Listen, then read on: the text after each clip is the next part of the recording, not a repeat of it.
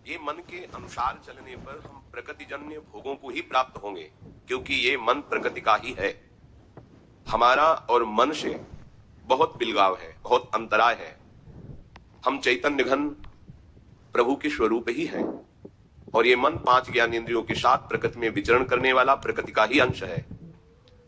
अगर हमारा कोई ठग सलाहकार हो तो हमारी यात्रा कैसे अच्छी हो सकती है?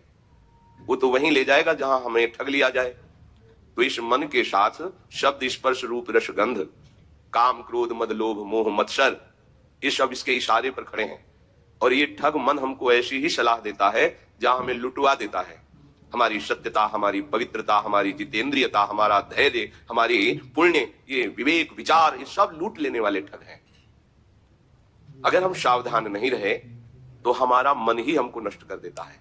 इसलिए मन की प्रत्येक स्फुरणा, मन के प्रत्येक संकल्प पर उपासक की बड़ी सूक्ष्म दृष्टि रहती है, और उस मन की स्फुरणा और संकल्प को गुरुदेव, आचार्य, आराध्य देव, एक ही बात है, इनकी वाणी से वो देखता है कि कहीं वाणी के विरुद्ध स्फुरणा तो नहीं हुई, कहीं वाणी के विरुद्ध आचरण का संकल्प तो नहीं बना।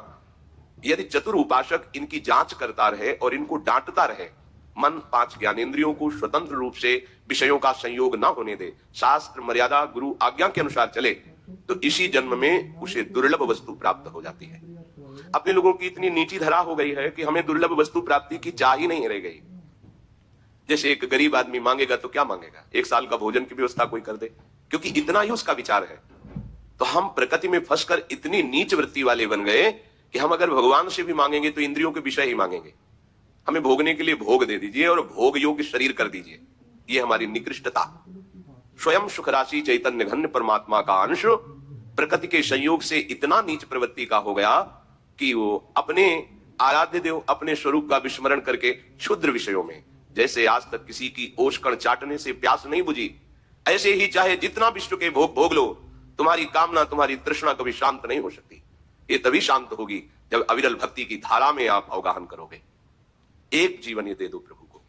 ये मनमानी आचरण, मन की स्फुरणा और संकल्प के अनुसार चलना, ये आपको प्रभु से विमुख किए हुए। मान लीजिए इसमें 3 गुणों का प्रभाव पड़ता रहता है।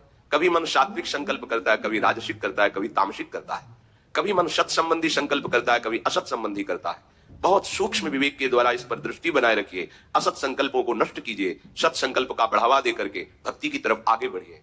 आपको किसी भी वस्तु, व्यक्ति, स्थान की सुख की आवश्यकता नहीं है। आप स्वयं सुख समुद्र हैं। मान लीजिए आप जब तक शरीर को अपना मानेंगे तब तक अभाव नहीं मिटेगा, और जहां आप प्रभु को अपना मानेंगे कोई अभाव रह ही नहीं जाएगा। आप पूर्णता का अनुभव करेंगे, ऐसी पूर्णता का अनुभव करेंगे। चराचर जगत भगवत स्वरूप है तो आप भी भगवत स्वरूप है। अब कोई इच्छा नहीं रह गई, कोई चाह नहीं रह गई, कोई समस्या ही नहीं रह गई। हर समय परमानंद में अंतःकरण डूब जाता है। जितनी भी हम चेष्टाएं करते हैं सुख के लिए करते हैं, परिणाम दुख मिलता है।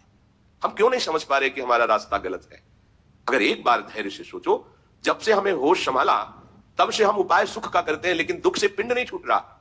मतलब रास्ता गलत है। आओ प्रभु की तरफ। जो ही प्रभु की तरफ आओगे तो ही तुम्हें हो सकता है माया सुख का प्रलोभन दे या दुख का भयावह दृश्य रख दे।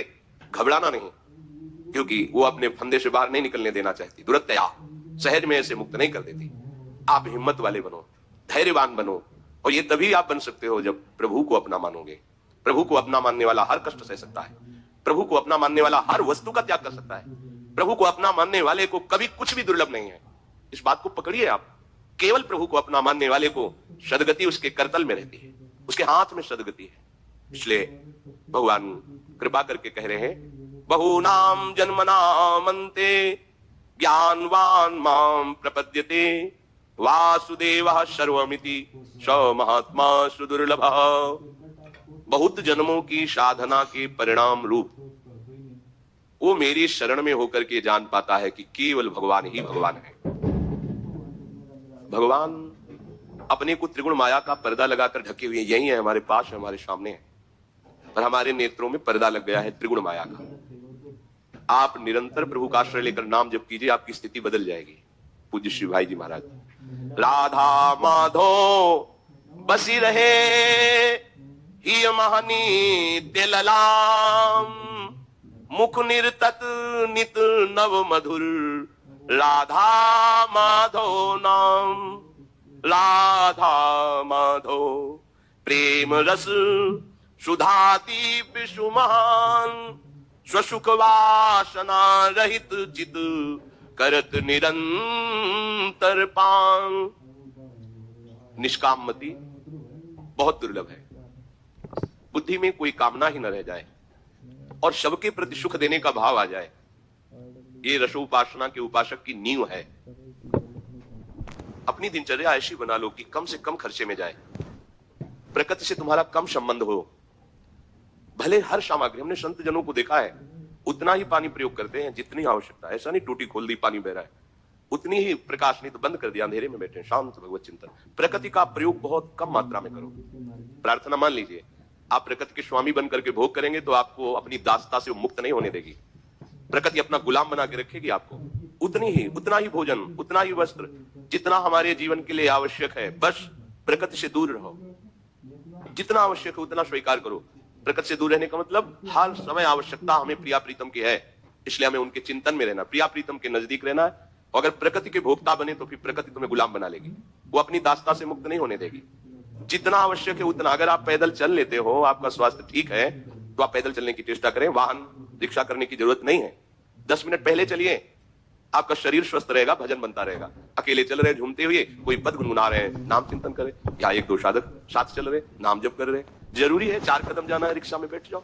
इतना शरीर को सुकुमार कर लिए हो, प्रकृति का वार सहने की ताकत नहीं।